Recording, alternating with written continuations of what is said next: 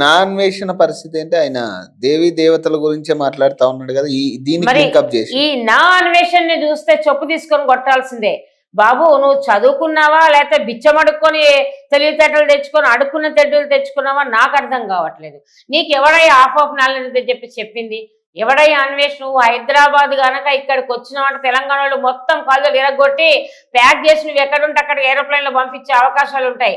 దయచేసి హైదరాబాద్కి రావాలంటే దమ్ము ధైర్యంతో నువ్వు అందరు తెలంగాణ ప్రజలకి అందరికీ సారీ చెప్పిరా. పురాణాల గురించి మాట్లాడాక నీకే ఓటు ఇచ్చాడ్రా? అసలేంటి సీతాదేవి గురించి మాట్లాడతా? నీకు ఏముంది? నువ్వేం చదువుకున్నావు? నీ వయసు ఎంత? నా వయసులో సగం లేదు నీ వయసు. నీకు ఏం తెలిసిన పురాణాల గురించి మాట్లాడుతున్నావు నువ్వు? అది చాలా తప్పు అన్వేష్. ఇంకోసారి నువ్వు పురాణాల గురించి మాట్లాడిన, ఆడవాళ్ళ గురించి మాట్లాడినా, పిచ్చితనం చేసే వాళ్ళని సమర్థించిన కాళ్ళు చేతులు నాలుగు కోసి మరీ చేతిలో పెట్టి పంపిస్తాం మేము. తెలంగాణ వాళ్ళని తక్కువ అంచనా వెయ్యకు నువ్వు. ఇక్కడంతా లేడీసు ఎంత అమెరికా వాళ్ళు పనికిరారు మా ముందు. ఎవ్వరు మా తెలంగాణ ఆడపడుచుల ముందు ఎవ్వరు కూడా పనికిరారు. అందరూ బలాదూరే.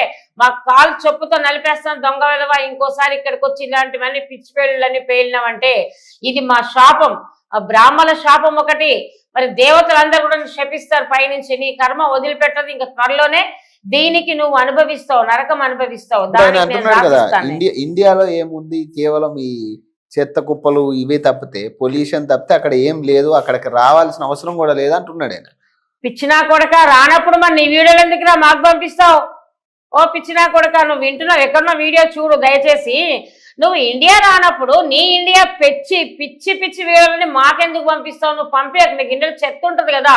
చెత్త కాదురా, ఇక్కడ ఉంది మాట, మంచితనము, మరి మర్యాద, నీతి, నిజాయితీ ఇక్కడ ఉంటుంది ఇండియాలో. ఇండియన్స్ నువ్వు తక్కువ అంచనా వెయ్యకు అవినాష్. నువ్వు పుట్టి పెరిగింది ఇండియాలో కూడా చాలాసార్లు వచ్చావు. అప్పుడు నీకు కనపడలేదా చెత్త? మరి నీ ఛానల్ పెట్టినప్పుడు ఎన్నిసార్లు వచ్చావో నేను చాలాసార్లు చూసుకున్నాను. కాకపోతే ఏ టైంలో వచ్చావు అన్నది మాత్రం నేను చెప్పలేను, కానీ చాలాసార్లు వచ్చావు. నువ్వు సుమతక్క అంటే నువ్వు గుర్తుపడతావు నన్ను. మరి సుమతకి ఇట్లా మాట్లాడిందంటే నువ్వు అర్థం చేసుకో. ఇద్దరం కలిసి మనం ఒకసారి మీట్ అయ్యాం కూడా, మనము గాంధీ భవన్లో మీట్ అయినాం కూడా ఒకసారి. మరి ఆలోచించుకో నువ్వు. నువ్వేంట్రా ఇట్లా మొత్తం మా దేవతలు కాదు మన దేవతలు, మా హిందుత్వాన్ని కించపరిచే విధంగా నువ్వు మాట్లాడినందుకు నాలుక కోసినా నేనేం చేసినా తక్కువే. మరి నువ్వు ఆలోచించుకో. ఇంకోసారి ఇట్లా మాట్లాడడం ఇంకోసారి అవకాశం ఇవ్వం మేము.